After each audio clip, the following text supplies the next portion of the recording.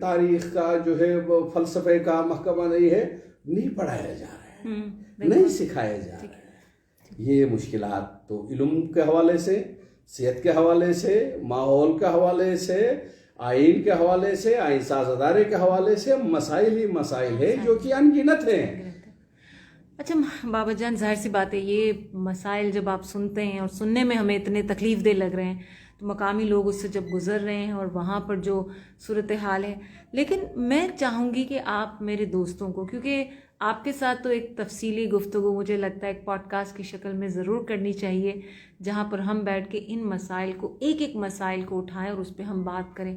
لیکن کیونکہ انسٹاگرام کا ایک بڑا ہی انفارمل سا ایک پلیٹ فارم ہے، میں چاہتی ہوں یہ جو لوگ ہیں، جو میرے دوست ہیں، جو کچھ فالوورز ہیں، ان کو آپ کی اسٹرگل کے بارے میں پتہ چلے. یہ ATA کے بارے میں آپ نے جو بتایا، اینٹی ٹیررزم ایکٹ کے تحت آپ کو بھی گرفتار کیا گیا عطاباد جھیل کے حوالے سے. جب آپ نے وہاں کے لوگوں کے لیے انصاف مانگا تو آپ کو ایک فالس کیس میں فیبریکیٹ کر کے سالوں آپ کو جیل میں رکھا گیا. اس کے بارے میں پلیز آپ بتائیے گا کہ کیا ہوا تھا اور آپ کو کتنے سال جیل کاٹنی پڑی، اور اپنی تھوڑی سی جرنی بتائیے. 4 جنوری 2010 کو عطاباد کے مقام پر عطاباد کا گاؤں سرک کر نیچے آیا اور دریائے ہنزہ کا بہاؤ کو روک لیا. اس سے پہلے ہم نے بتایا حکمرانوں کو، وہاں جا کے وہاں کا حالات، وہاں کے لوگوں نے ہمیں بلایا اور کہا گیا کہ جناب آپ یہ جو مسائل ہیں حکومت کے، اور ان مسائل کو آپ حل کریں. یہ جو عوام کے مسائل ہیں آپ حل کریں، آپ عوام کو متبادل کہیں پہ آباد کاری کریں. عوام کے بہت سارے مسائل ہیں، بہت سارے مشکلات ہیں، ان کو آپ حل کریں. لیکن وہ لوگ حل کرنے کے بجائے وہ ٹرکالوجی والا، وہ لوگ اس وقت بھی کہا، اور یہ اس وقت جب ہم ماحول کی بات کر رہے تھے، ہم چند نوجوان سرفرے وہاں پہ، لوگ ہمارے اوپر مذاق اڑا رہے تھے، وہ سارے کارکن مذاق اڑا رہے تھے پورے ملک کی سطح پہ، ادھر کی سطح پہ ماحول کو کیا خطرہ ہے، آپ ایسے بول رہے. تو اس کے بعد جب گر گیا تو لوگ تھوڑے سمجھنے لگے. پھر وہاں پہ حکومت نے لوگوں کے ساتھ دھوکہ دینا شروع کیا. وہ اس کو کھولنے کے بجائے، اس کو جناب واگزار کرنے کے بجائے، یا متبادل جو اس پانی کا جو ملکیت ہے ان لوگوں کو منتقل کرنے کے بجائے، اس پہ بھی انتظامیہ قابض ہو گئی اور جو ہے نا کشتیوں کے لائسنسز فروخت ہونے لگے. کیونکہ پورا جناب سڑک بند ہو چکا تھا. پانی جو شاہراہ ہے، قراقرم ہے، وہ جو پاک چین بارڈر کا، وہ جو کشتیاں چلنے لگی تھی، ہم نے کہا یہ کاروبار کوئی منظم تنظیم بنا کر ان لوگوں کو دے، یہ لوگ کاروبار کریں، اس کے آنے والے آمدن سے یہ کہیں متبادل آباد ہو سکے. لیکن ریاست نے اور وہاں کی حکومت نے سرمایہ داروں سے کمیشن کھا کے آس پاس کے علاقوں کو ان کو بیچ ڈالنے کے لیے ان کو بیار و مددگار جو پانی کے اندر جن کے گھر ڈوبے تھے رکھا. تو اس کو پورے ملک لیول پہ ہم نے ایک تحریک چلائی.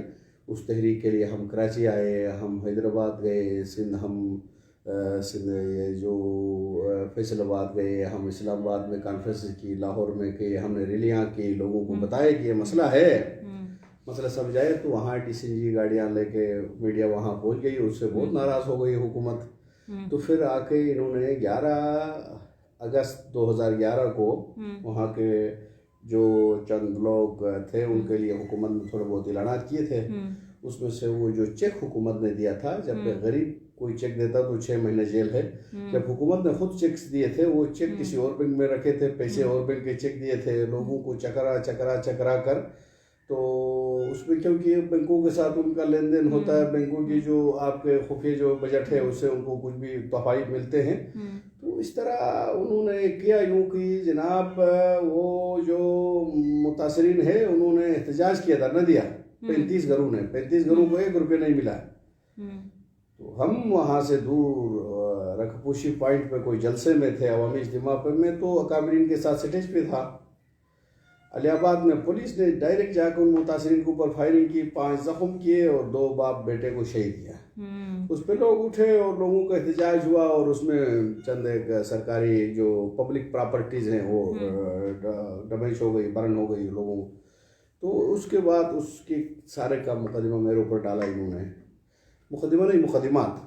تو پھر ہمیں جیل میں ان لوگوں نے. اور آپ پہ ایک مقدمہ کچھ بھینس کے مارنے کا، کچھ پولیس پہ ہاتھ اٹھانے کا، بڑے بازار قسم کے آپ کے اوپر الزامات لگائے گئے تھے. بہت ہی لکٹ پکڑ قسم کے ان لوگوں نے ہمارے اوپر مقدمات بنائے. اور ان مقدمات کے نتیجے میں آپ کتنے سال آپ نے جیل کاٹی؟ ہم اس کے ان مقدمات کے نتائج میں ہمیں 9 سال 4 ماہ جیل کاٹنا پڑا، پھر لوگوں نے دھرنے دیے اور پھر ہم ضمانت پہ نکلے. ابھی بھی ہمارے اوپر مقدمات چل رہے ہیں اس وقت کے، ہم مقدمات کو فیس کر رہے ہیں مختلف عدالتوں میں. 9 سال آپ کی زندگی کے، آپ ایک نوجوان کے 9 سال زندگی کے چلے جائیں صرف اس لیے کہ اس نے میں تو سمجھتی ہوں کہ آپ وہاں جو مسئلہ تھا اس کے لیے صرف آواز اٹھائی، اور آپ کو آپ کو لگتا ہے کہ آپ کو آپ کے جو پچھلے جو سیاسی کام ہیں اس کے لیے آپ کو پھنسایا گیا، آپ کو فریم کیا گیا.